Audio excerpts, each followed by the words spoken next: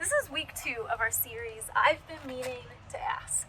We're exploring questions that offer opportunity for a more meaningful connection.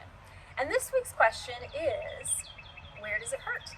Now, as the mom of 3 children, I have handled my fair share of boo-boos. My oldest, Aiden, has always been the most dramatic about injuries. Now, I rarely know if the kid is actually injured or just did something like stub a toe. And this started as early as kindergarten. One day he was out learning to ride his bike on the driveway with Nathan and he fell. Now, I didn't see it. I don't know how dramatic the crash was, but when he made it into me, he was sobbing uncontrollably. He threw himself down on the stairs and he tossed his hand up toward his face, his little face, in despair. Now, I looked around to see, oh my gosh, what happened? How injured are you? And I think he had maybe a little scratch, but it was nothing major. But you wouldn't know that because the kid was screaming at the top of his lungs, call an ambulance! Mom! Mom! In my face, call an ambulance! Now, I don't know if it's because I'm a terrible mom or if it was just the accent that he suddenly adopted, brother. But I tell you what, once I realized that this kid was not hurt, it was the hardest time I've ever had, not busting out laughing. The only runner-up was a few years back where a man who was losing his hearing was farting really loudly and had no idea the rest of us could hear what was happening. At least I think he didn't. Maybe he just thought it was funny. So both situations, though, completely inappropriate times to get the giggles. Now, the thing about Aiden in the situation was that this boo-boo was the depth of his experience of pain. In his understanding of pain, this was the worst. Now, was it the worst bike crash the world has ever experienced to that point? No, of course it was not.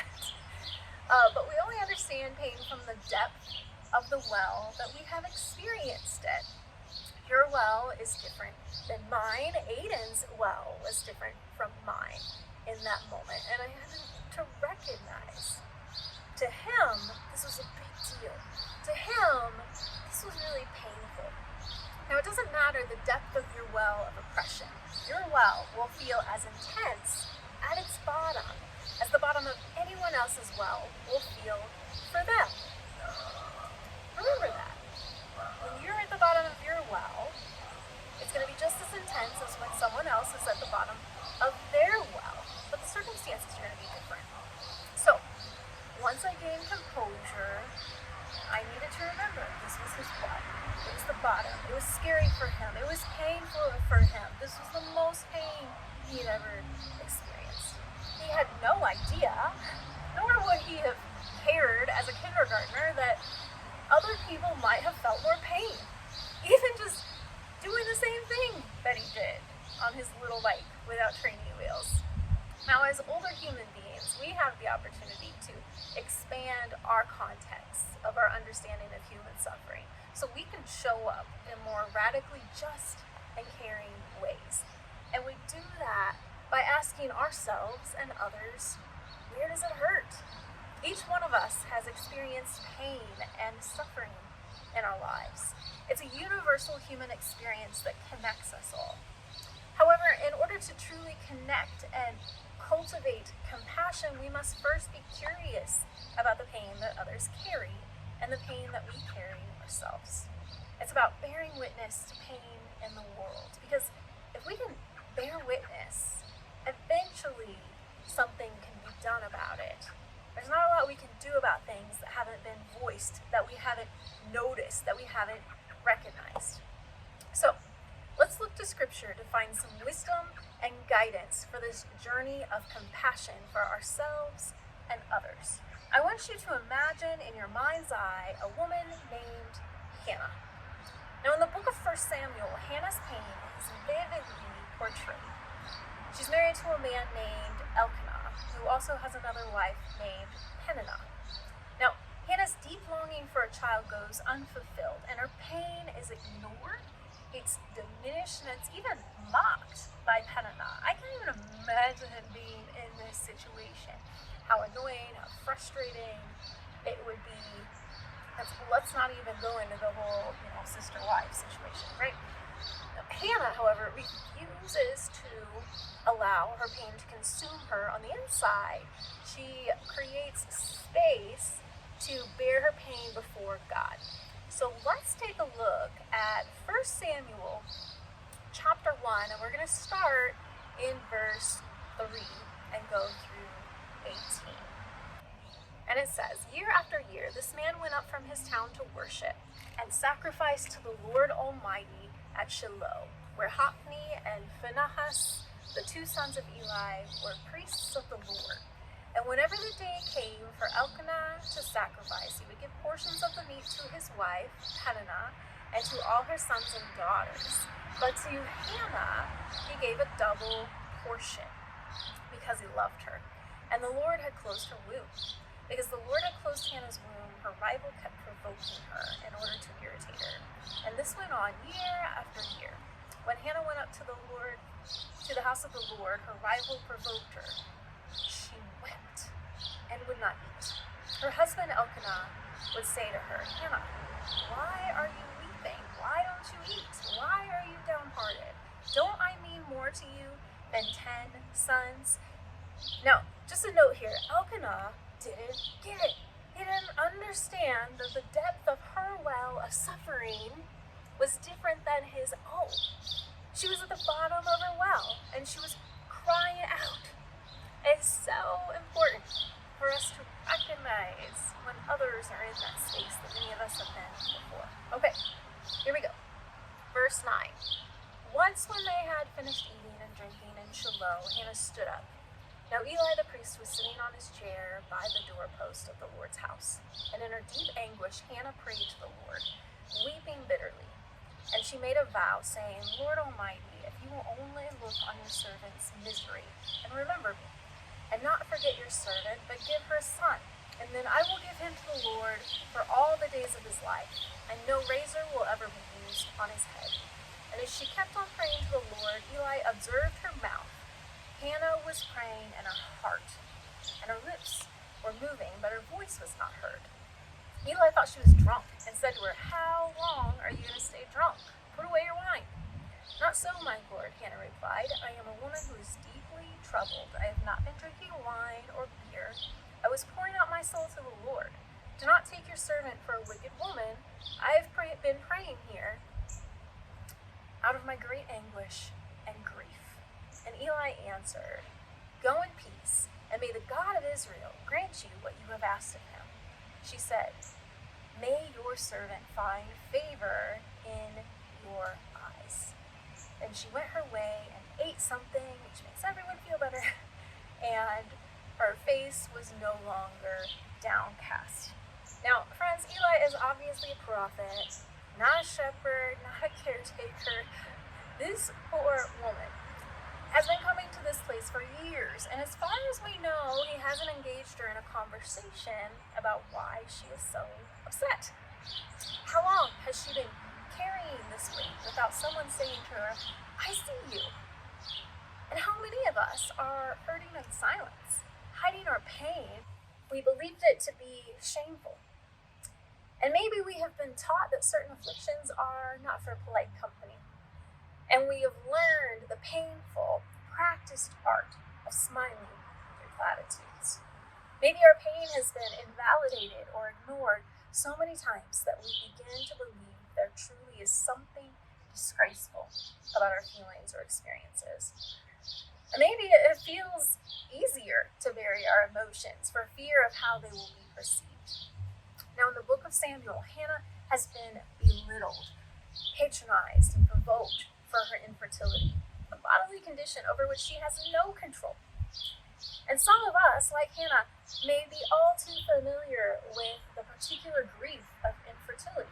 Others of us carry the secret suffering of sickness and job loss and economic insecurity, addiction, relationship turmoil.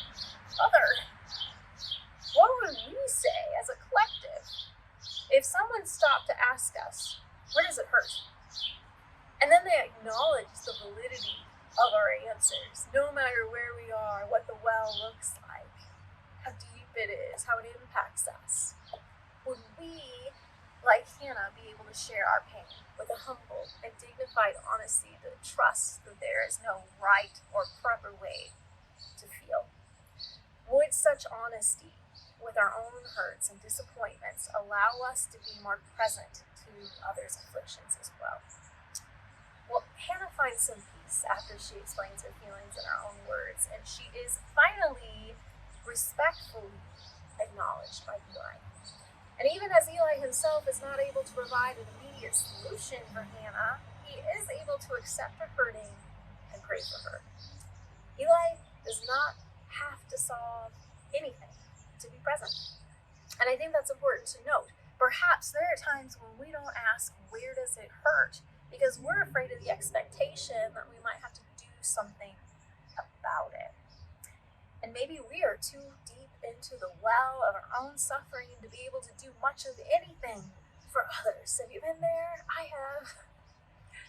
You see, sometimes people put that expectation on us to do something, but sometimes we do that to ourselves. And in those moments, perhaps God is just calling us to bear witness. Because if we are ever to be people who bring peace and healing to this hurting world, we must be willing to pause and bear witness to pain, to our own pain and to the pain of others. Like Eli, we need to expand our context of our understanding of human suffering so we can show up in a more radically just and caring way. And in turn, instead of shirking away or delegitimizing, we can perceive and accept the pain of others, and like the God we follow and believe in, stand alongside those who suffer. And then like Hannah, with dignity and honesty, perhaps we can embrace our own stories without shame, trusting that God is present and ever listening. You see, Hannah's act of pouring out her soul to God transforms the perspective of Eli. At first, he misunderstands her anguish, assuming she is drunk, but as soon as she explains her sorrow, Eli's heart softens, and he realizes the depth of her well, the depth of her pain. And through this encounter, Hannah finds release and solace by being fully seen and known by God. She discovers that bearing witness to her pain and sharing it with God leads to transformation, both in herself and others. Now understand that if we have bottled up pain, it's going to come out one way or another. Perhaps it'll come out in anger towards others around us. Perhaps it will come out in the form of depression and anxiety, maybe all of the above. What Hannah goes through isn't an easy process. It isn't cheap grace. Hannah's been going to the temple faithfully for years, and some of us have been faithfully going to therapy and showing up to church for years, seeking a breakthrough moment. I get it. I see you. And to you I say, may the God of Israel grant you what you have asked of him. Keep putting those requests before God. Let's wrap with another story in Scripture that reveals the nature of God when we come with requests. It's in Mark 5, verse 21 to 43. And in this passage, we find Jesus in the midst of human life and all its hurting. He's in the press of the crowd with the sweaty human bodies, the scent of a woman's blood. Every crowd has a smell, doesn't it? The pungent smell of human life itself. And death has its own smell too sometimes. Sometimes I think that we would like to sanitize or avoid them both, because what we can perceive with our senses can also remind us of where life can hurt. We shirk from the man who smells in his own urine. We avert our eyes from the dirty hand reaching out for change. And we try not to see ourselves in the woman whose only possessions are piled up in a damp, dirty car. But in the midst of the sea of needs that Jesus is wading through, Jesus stops and he finds out where it hurts. A large crowd was gathered around Jesus when a synagogue leader came to him and he said his daughter was dying. And Jesus saw that pain and he went with the man. But on the way, a woman who had been bleeding for 12 years years. She spent all of her money on doctors. She was desperate. She made her way through the crowd and she touched Jesus. And immediately she was healed. It says in verse 30, at once Jesus realized that power had gone out from him, and he turned around in the crowd and asked, who touched my clothes? You see, the people crowding against you, the disciples asked, and yet you can ask who touched me? But Jesus kept looking around to see who had done it. And the woman, knowing what had happened, came and fell at his feet, and trembling with fear, told him the whole truth. She told her story, where it hurt. And he said to her, daughter, your faith has healed you. Go in peace and be freed from your suffering. And while Jesus was speaking, some people came from the house of Jairus, the synagogue leader. Your daughter is dead, they said. Why bother the teacher anymore? Overhearing what they said, Jesus told him, don't be afraid, just believe. Now, Jesus stops and listens to this long-hurting woman as if pain were not so shameful, but something we all experience, because it is. And Jesus then enters a stagnant, grief-filled room, no doubt smelling of sickness and death, and he reaches out and he touches the body of a girl already thought to be lost. You see, these relational and embodied healings humanize those whose hurting has been pushed aside, calling our attention to the broken systems that can perpetuate and dehumanize pain. Jesus' healing disrupts the injustice of a woman who has been rejected and labeled impure for her condition. With the girl, Jesus disrupts death itself. Now, how might we allow Jesus to disrupt us, enabling us to acknowledge others' pain so that we may seek life together? You see, we must put ourselves in the uncomfortable places where human beings live, breathe, and hurt, because those are the places where we will also find Jesus. We must continue to ask, where does it hurt? Let's spend the next few moments in Visio Divina. That's Latin for prayer through art. We're going to look at a piece of art on the screen, and I'm going to have you ask God to reveal what you need to see in it. And then share with God your own hurts.